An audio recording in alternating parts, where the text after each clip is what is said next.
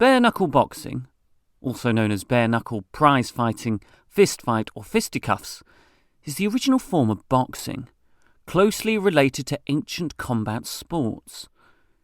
It involves two individuals fighting without gloves or other padding on their hands. The difference between street fighting and a bare-knuckle boxing match is that the latter has an accepted set of rules, such as not striking a downed opponent. The above was taken from Wikipedia and is as good a place as any place to start.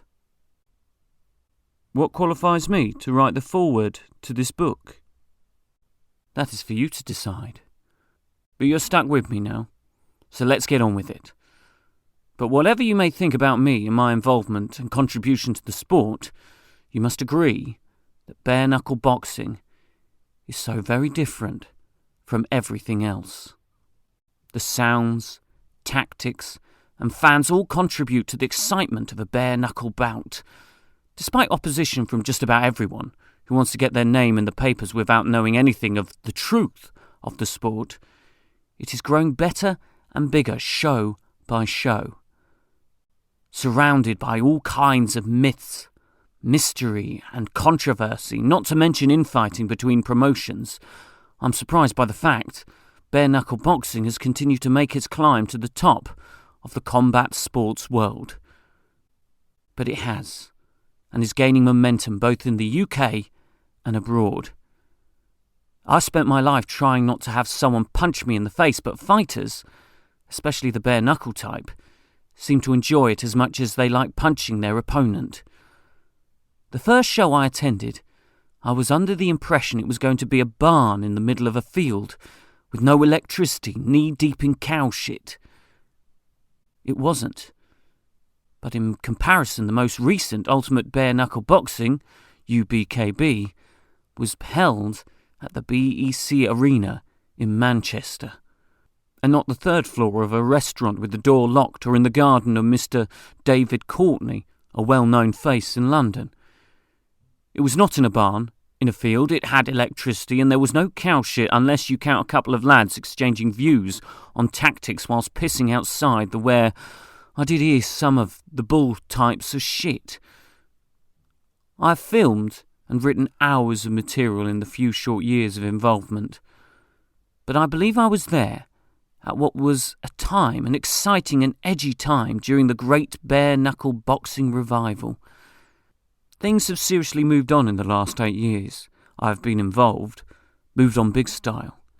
I've personally enjoyed every second and count myself lucky to have met so many different types of people from all walks of life. From headlines in top papers like, "Do you want this coming to a town near you?" or "Hinckley bare-knuckle fight must be stopped," to others bursting with enthusiasm. Funny how things change with mainstream media, depending on paper sales. Two things I do know are: 1. A fight after the casino kicks out in Rochester High Street is not bare-knuckle boxing. 2. A fight between members of the travelling community is not bare-knuckle boxing in the terms used in this foreword, and that is something much bigger and is a matter of family honour. Do not confuse these two things with what I would refer to as bare-knuckle boxing. To save Stu Armstrong having to edit the shit out of my endless rambling, which I have plenty of, as I'm sure some of you are aware, just a quick couple of lines in, why, when asked, I agreed to write a few words. Many years ago, I had a long conversation with Stu Armstrong and got on with each other straight away. I offered advice on how I did things. At the time, Cage Amateurs UK was flying high, and he not only listened but took it on board. He even asked for opinions on things he had done, which I believe I gave honestly, sometimes not favourably, but honestly.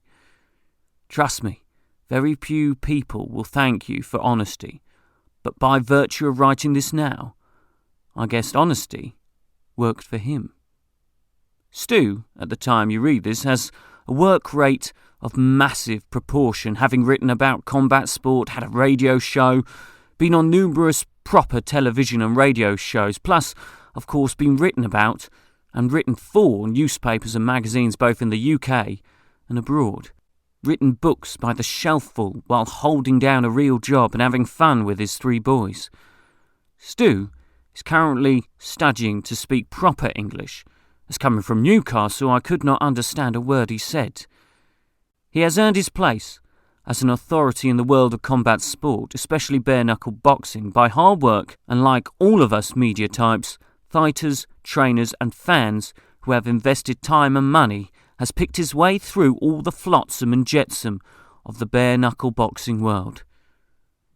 He is now the business partner of Sean and Amanda Smith, is owning and running Ultimate Bare-Knuckle Boxing, where we both do what we do, and like me, became passionate from the first day of experiencing a bout of said fighting style. Without everyone I have been involved with, who would take hours to thank, like Stu, we have seen and heard the fact and fiction, and hopefully he can explain this complex world of bare-knuckle boxing with his latest book, Bare-Knuckle Boxing, The Truth. Let the truth commence. John P. Pepperell.